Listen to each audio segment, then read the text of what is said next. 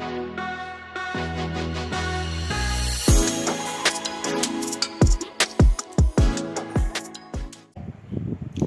teman-teman, jumpa lagi di Podgios atau Podcast PMK Gios.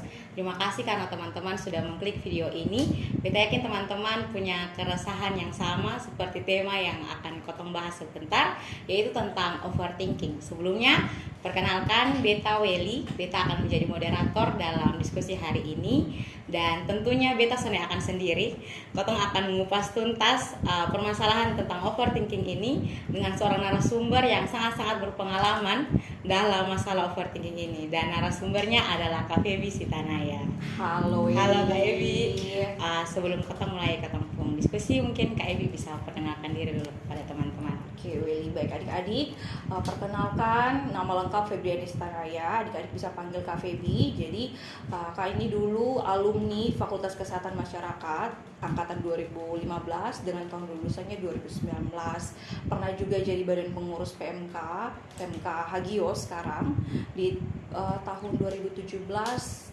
Iya, 2017-2018 dengan tahun 2016-2017. Jadi sudah pernah dalam pelayanan juga, pernah bergabung bersama-sama dengan PMK, pernah melayani sama seperti Weli dan teman-teman. Oke, Kak Ebi juga pernah menjadi TPPM ya? Iya, betul sekali, pernah jadi TPPM FKM. Sekarang sudah selesai, sudah alumni.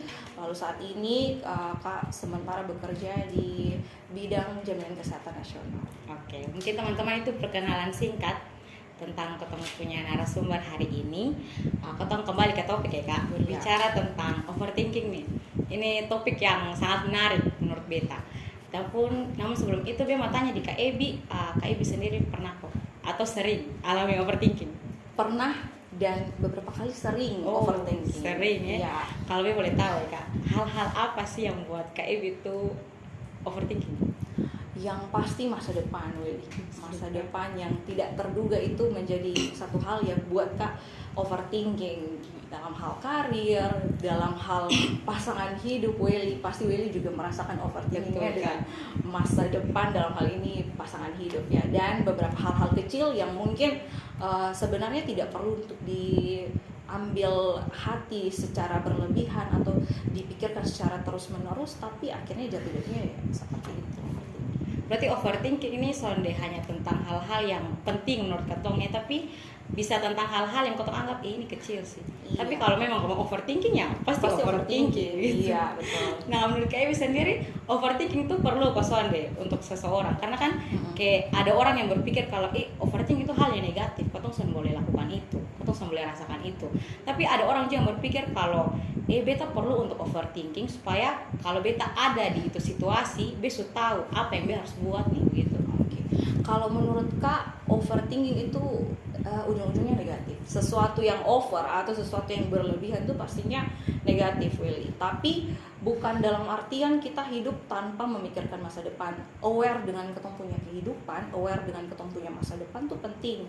Misalnya kita sementara lagi kuliah nih, kita aware kira-kira setelah saya kuliah apa yang saya mau lakukan, apa yang saya ingin kerjakan. Mungkin setelah kuliah saya rencana saya mau bangun usaha atau saya mau bekerja di satu lembaga A, B, dan C. Lalu apa sih kiat-kiat atau mungkin apa hal-hal yang sudah dipersiapkan? Mungkin saya tes TOEFL, kalau saya misalnya mau lanjut S2, atau mungkin saya harus belajar A, belajar B, belajar C. Jadi aware dengan kehidupan atau dengan masa depan atau dengan sesuatu yang mungkin kita ingin rencanakan itu penting, tapi over atau berlebihan memikirkannya itu sepertinya itu negatif.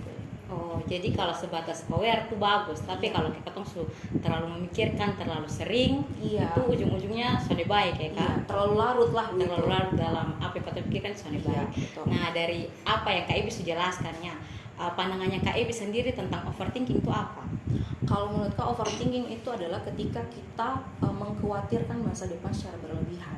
Gitu. Jadi kita berpikir, aduh gimana ke depan, masa depan seperti apa, atau mungkin ke depannya itu apa yang akan ketong kerjakan dan lain sebagainya. Tapi dalam artian bahwa kita bukan hanya berpikir seperti itu, tapi terus menerus gitu. Akhirnya lama-lama menjatuhkan ketong punya diri ya. Selain itu misalnya memikirkan masa lalu, mungkin dulu pernah nih mengalami patah-patah hati sebelum-sebelumnya karena sebelumnya pernah ditinggalkan, mungkin kalau ya ya disakiti, selingkuh dan lain sebagainya, ditolak dan lain sebagainya. Akhirnya kita mulai berpikir dan mulai baper lah, orang bilang mulai baper, bawa perasaan untuk kejadian-kejadian masa lalu dan mengait-ngaitkan dengan kehidupan selain. Aduh gimana kalau seandainya nanti beta ada dalam ini posisi, atau mungkin suatu saat beta akan cari pasangan lagi, atau beta ada temukan ketemu lawan jenis yang seperti ini, apakah dia akan seperti ini, sepertinya dia akan seperti ini, jatuh-jatuhnya mungkin dia akan selingkuh dan lain sebagainya. Jadi mengkhawatirkan untuk masa depan, selain masa depan, masa lalu juga seperti itu.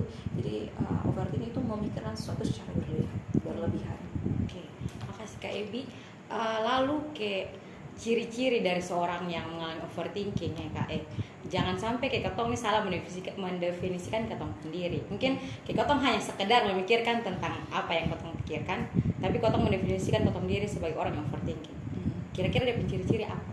Kalau menurut Kak, ciri-cirinya adalah sering memikirkan sesuatu secara berlebihan dan berulang-ulang gitu. Jadi ketong mungkin berpikir sesuatu A begitu, tapi ketong pikirnya secara terus-menerus, bahkan ketong sampai mendalami itu hal-hal yang sebenarnya belum terjadi ke depan. Akhirnya ketong berpikir seperti itu. Akhirnya apa? Ketong mulai gangguan, ketong sulit tidur. Nanti kalau di kampus dosen ada sementara kasih pelajaran nih, ketong lagi sementara belajar, ketong sudah fokus begitu, karena ketong memikirkan terlalu berlebihan, ketong sangat cemas dengan segala sesuatu. Jadi dia pun tanda tuh kalau ketong terlalu memikirkan sesuatu. Iya, betul. Jadi kalau ketong ada dalam pikirannya, ini terlalu memikirkan ini deh. Pas ketong ada dalam overthinking. Ya, seperti itu. Nah, Kak Ebi, kalau begitu apa sih yang buat orang tuh sampai berlarut-larut dalam memikirkan sesuatu, atau bisa ketong bilang overthinking begitu? Oke. Mungkin sebelum ketong sampai di situ, ketong perlu tahu juga. Jadi dalam dunia psikologi itu ada yang dua namanya sensasi dan persepsi. Sensasi itu sesuatu yang ketong terima dari luar, dari eksternal yang ketong rasakan.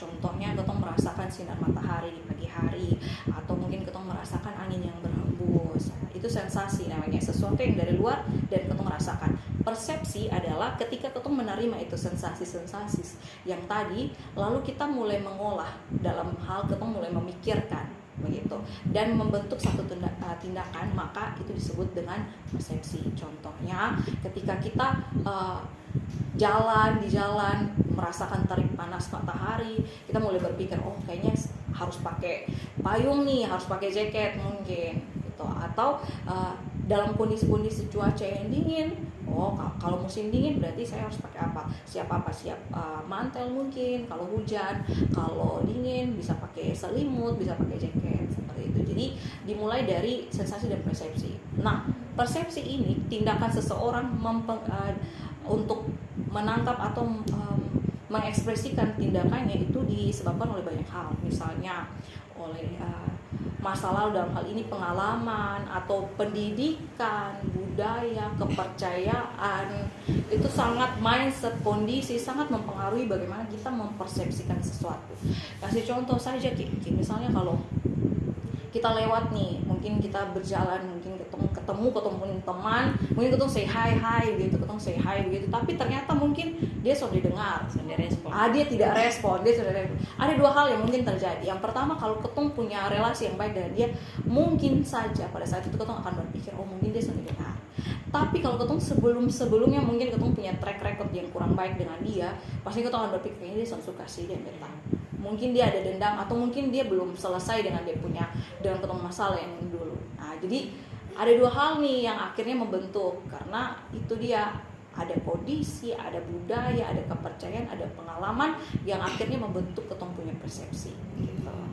Tadi Kak bilang sensasi dan persepsi. Nah, persepsi itu apa yang ketong lihat, terus ketong olah dan ketong jadikan tindakan gitu. Berarti lingkungan tuh juga mempengaruhi apakah seseorang akan overthinking atau tidak. Iya, betul. Jadi pastinya lingkungan tuh sangat mempengaruhi, karena bagaimana ketong memberi tindakan, kalau ada aksi pasti ada reaksi. Bagaimana ketong memberikan reaksi pada hal-hal yang terjadi dalam ketong hidup, ya pastinya dipengaruhi oleh lingkungan. Kalau ketong tahu bahwa firman Tuhan bilang pergaulan yang buruk merusak kebiasaan yang baik, berarti ketong mengimani bahwa ketong punya lingkungan sangat-sangat berpengaruh dengan bagaimana ketong mempersepsikan ketong punya kehidupan, atau bagaimana ketong menempatkan diri dalam ketong berbagai masalah. Artinya kalau ketong berada di lingkungan yang negatif, yang dapat membuat ketong punya persepsi ini buruk, sebaiknya ketong tinggalkan seperti itu. Iya, betul sekali Welly. Karena pastinya kalau kita ada dalam satu lingkungan yang buruk, atau mungkin misalnya kita suka berkumpul dengan orang-orang yang suka bergosip begitu, pasti ujung-ujungnya ketong juga akan berperilaku seperti itu kan Welly. Dan itu sangat membentuk bagaimana ketong memutuskan sesuatu atau menghadapi sesuatu. Akhirnya ketika bisa jadi kalau ketong duduk dengan orang bergosip adalah ketika ketong menghadapi satu masalah, mungkin ketong punya masalah dengan ketong teman, jatuh-jatuhnya bukan ketong menyelesaikan dengan baik, yang ada ketong malah gosip gitu. Jadi itu sangat mempengaruhi bagaimana ketong mempersepsikan atau bagaimana ketong menghadapi ketong kehidupan gitu.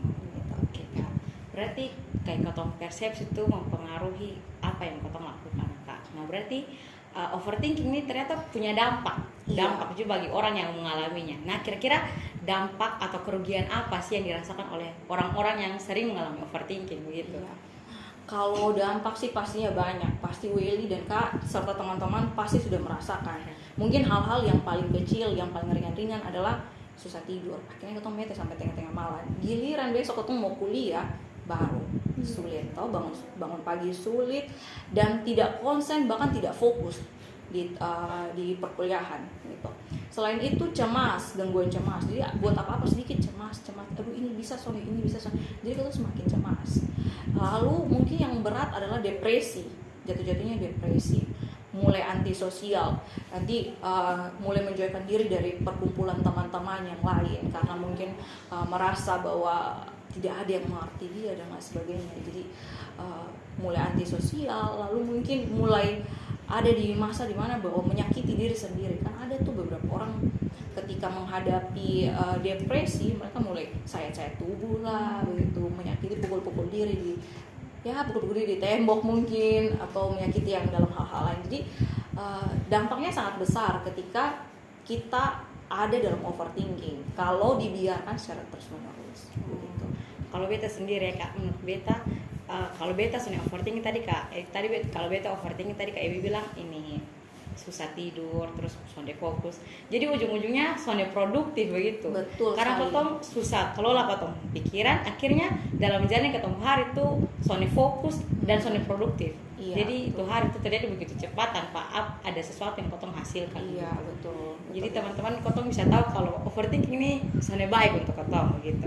Nah, Kak Ebi berbicara tentang dampaknya. Berarti kotong harus belajar untuk mengatasi ini overthinking supaya kotong sonde mengalami dampak-dampak yang Kak Ebi tadi sudah sebut begitu. Nah, mungkin dari Kak Ebi sendiri ada tips ataupun trik yang bisa kotong lakukan supaya kotong sonde mengalami overthinking. Oke. Kalau tips dan trik ke arah adik-adik pasti sudah sangat mengerti, apalagi adik-adik di bidang kesehatan masyarakat atau mungkin dalam psikolog itu pasti sudah sangat mengerti. Dimana kalau kita bicara tentang overthinking atau memikirkan secara berlebihan segala sesuatu atau mungkin beberapa hal, kita berpikir secara berlebihan adalah kita belajar untuk mengontrol kita punya diri. Jadi kita mengontrol kita diri untuk tidak memikirkan segala sesuatu secara berlebihan. Jangan terlalu bawa perasaan juga. Jadi ada hal ini A, B, C, ada hal-hal atau masalah-masalah tertentu kita terlalu terbawa perasaan, jadi akhirnya larut dalam kesedihan. Mungkin habis putus cinta jadi larut dalam kesedihan yang sangat luar biasa, mulai overthinking gimana nanti masa depan nya beta kemana, terus dianya kemana dan lain kemana. Kalau beta lihat dia jalan yang mana, mungkin seperti itu. Atau masa depan, kira-kira bagaimana ke depan saya mau beta kerjanya seperti apa, belum lagi di rumah mungkin beta ada punya tanggungan lain yang saya itu sangat-sangat akhirnya jatuhnya seperti belajar untuk mengontrol punya diri untuk tidak berpikir secara berlebihan. Setelah itu belajar untuk temukan solusi. Kebiasaan dari orang-orang yang overthinking atau kita yang overthinking adalah ketika kita memikirkan segala sesuatu secara berlebihan, jatuh-jatuhnya kita memikirkan di hal yang negatif, dan setelah itu apakah ada solusi? Biasanya tidak ada solusi. Ketong hanya sampai di berpikir lah, berpikir gitu kan, tapi tidak ada solusi. Nah, belajarlah untuk berpikir, bukan hanya berpikir tapi harus temukan solusi.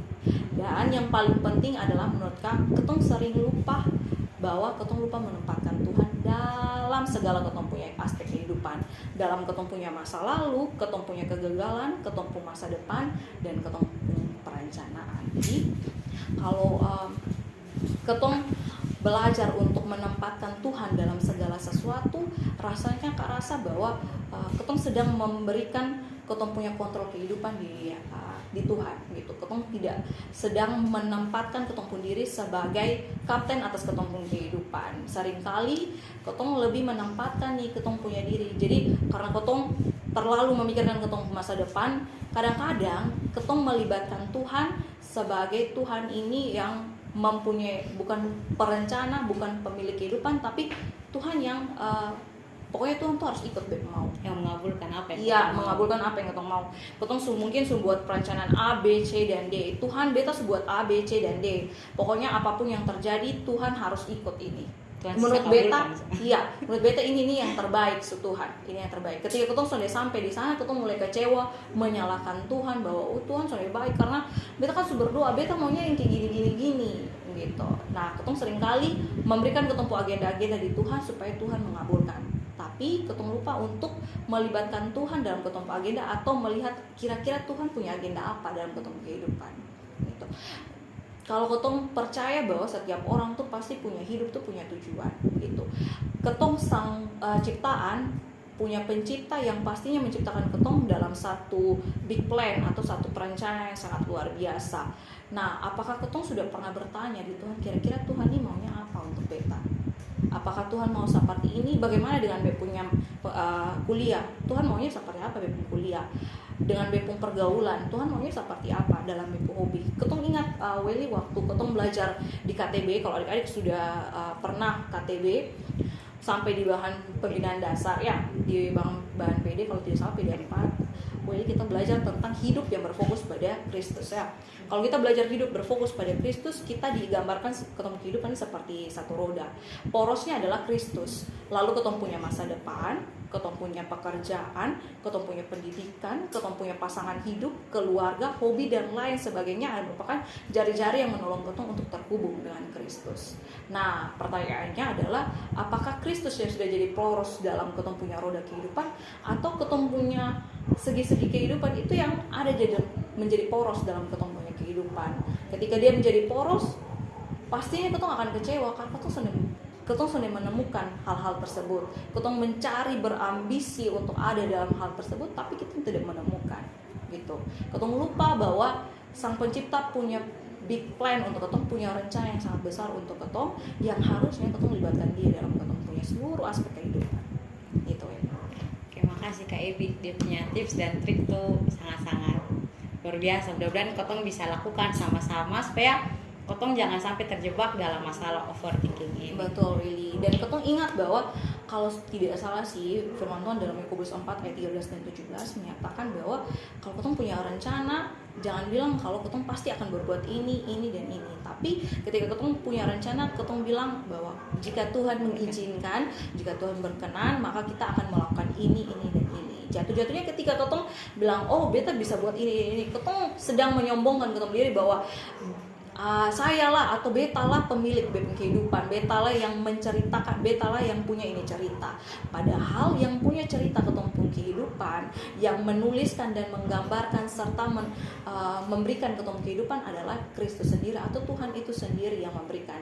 Jadi kembalilah ketemu ciptaan, belajar untuk kembali pada pencipta. Kira-kira apa nih yang Tuhan inginkan dalam hidup, supaya ketika ketemu mungkin tidak menemukan hal-hal yang mungkin ketemu sudah rencanakan, ketong punya kekuatan nih bahwa Allah turut bekerja dalam segala sesuatu gitu. Kak Evi, mungkin pertanyaan terakhir lebih kan, mungkin Kak Evi bisa sharingkan kok kepada ketong semua tentang pengalamannya Kak Evi dalam mengatasi masalah yang buat Kak Evi itu overthinking. Terus apa yang Kak Evi buat untuk atasi itu? Siap, oke.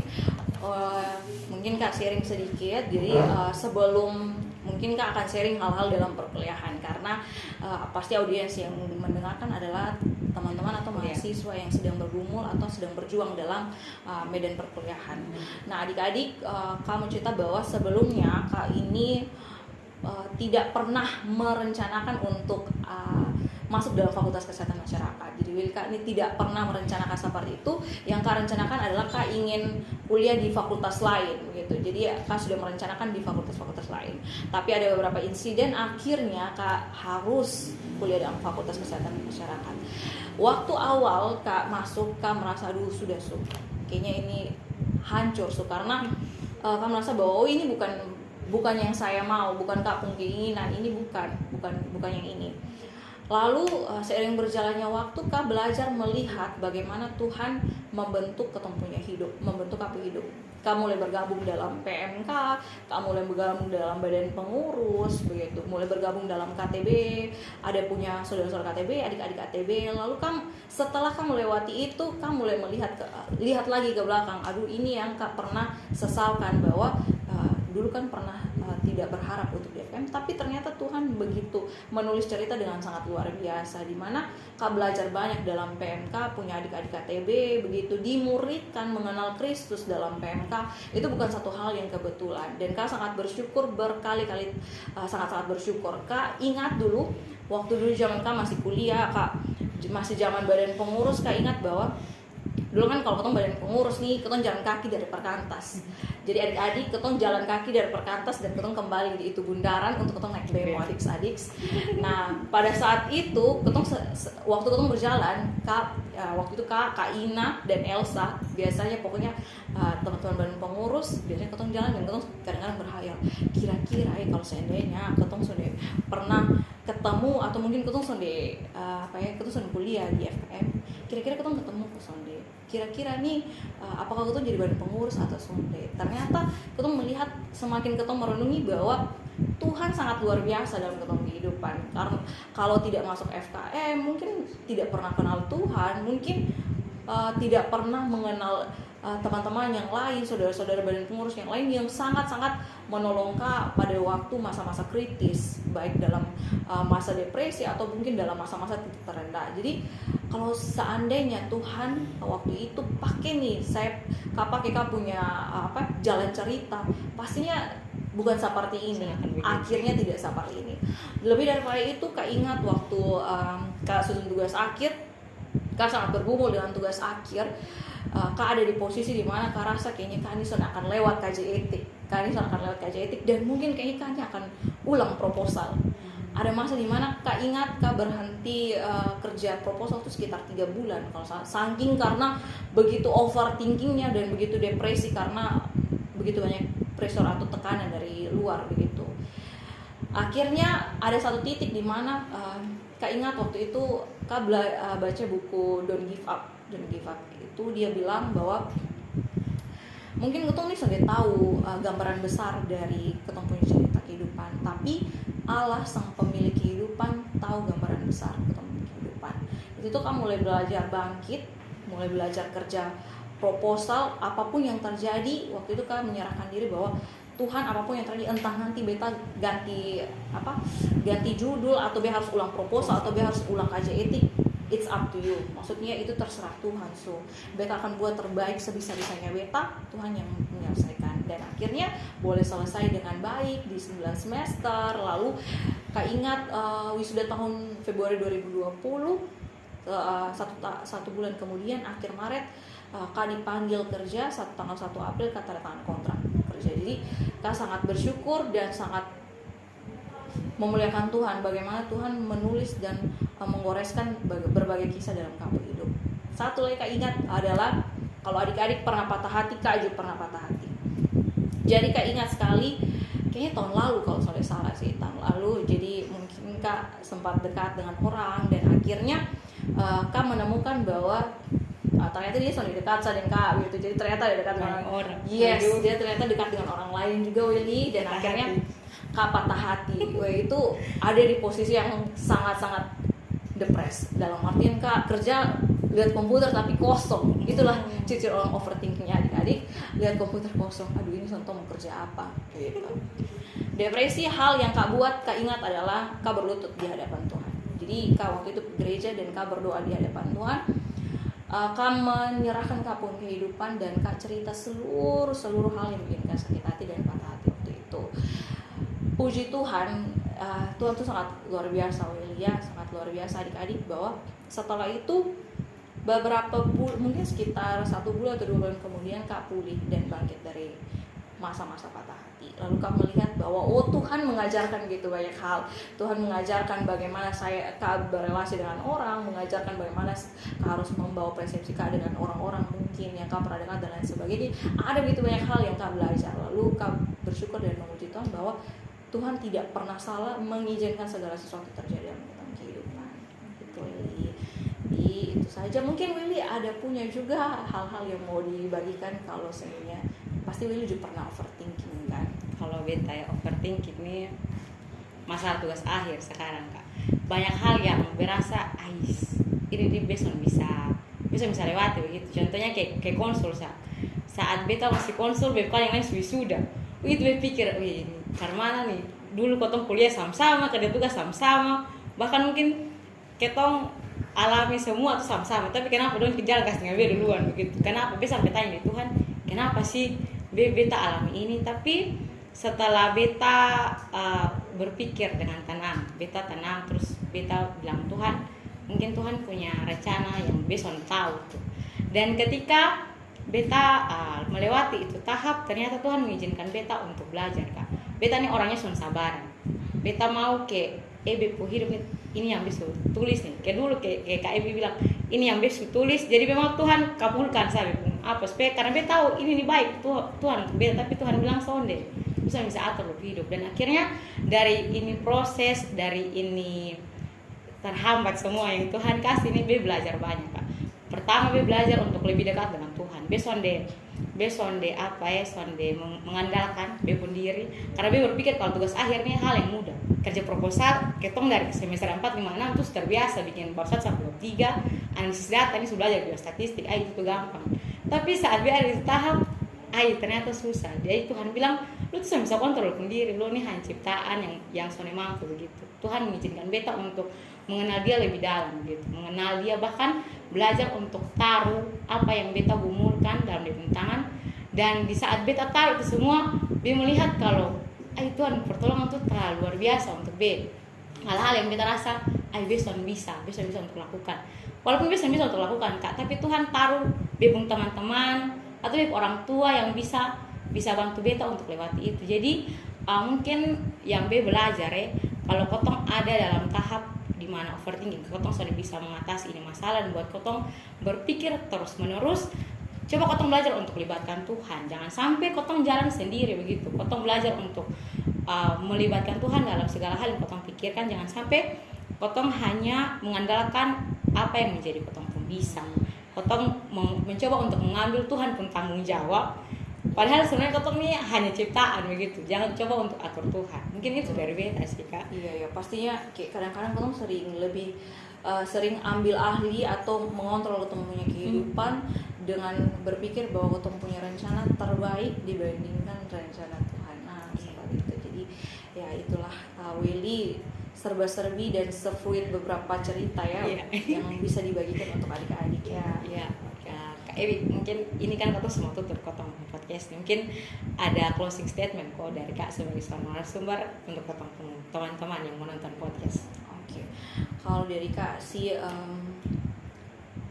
adik-adik banyak hal dalam kotong kehidupan. Jadi ada dalam berbagai kotong punya circumstance atau dalam berbagai kotong punya kehidupan pasti ada banyak masalah, entah dari keluarga, dari kotong punya teman-teman, ataupun dari kotong punya internal diri sendiri. Pasti ada banyak hal yang terjadi dalam kotong hidup. Pasti kotong akan melalui banyak hal. Tapi melalui banyak hal sendiri itu melelahkan. Sangat-sangat melelahkan dan sangat buat kotong frustasi dan depresi. Hal yang terbaik adalah ketika ketong melewatkan semua itu adalah ketong berjalan bersama Allah. Masalah tidak akan pernah berhenti, Willy, adik-adik, masalah tidak akan pernah berhenti sampai kapanpun. Ketika ketong masih hidup dalam ini dunia, pasti akan ada begitu banyak masalah yang ketong hadapi. Tapi masalah bisa ketong hadapi bersama Tuhan. Berjalan bersama Tuhan, adik-adik percaya bahwa itu perjalanan yang sangat indah dan menyenangkan. Sometimes suatu waktu nanti adik-adik ada di satu puncak atau ada di satu posisi. Baik adik-adik, mungkin ketong akan menemukan banyak hal dalam ketong punya hidup. Entah itu nanti ketong akan menempuh jalan-jalan yang berbatu, berkerikil dan tidak aspal, tapi di atas segala sesuatu ketika ketong berjalan bersama Kristus, ketong temukan bahwa ketong berjalan dengan orang yang tepat, ketong berjalan dengan teman yang tepat, teman perjalanan hidup yang tepat, dan pastinya ketong akan menemui satu keadaan dan satu kondisi bahwa bersama Tuhan kita pasti bisa.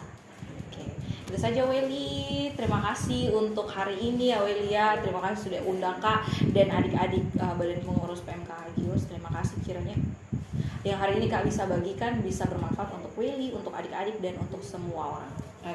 Terima kasih juga untuk Kak Ebi yang sudah mau berkesempatan hadir dalam podcast hari ini. Terima kasih karena sudah sharing untuk ketong dan sangat-sangat memberkati Kak. Teman-teman, ini merupakan akhir dari sharing ketong tentang overthinking hari ini. Semoga apa yang dibagikan bisa menolong ketong untuk belajar, mengontrol ataupun mengelola ketong pikiran supaya ketong jangan sampai mengalami overthinking. Sekian, sampai jumpa di podcast selanjutnya. Bye.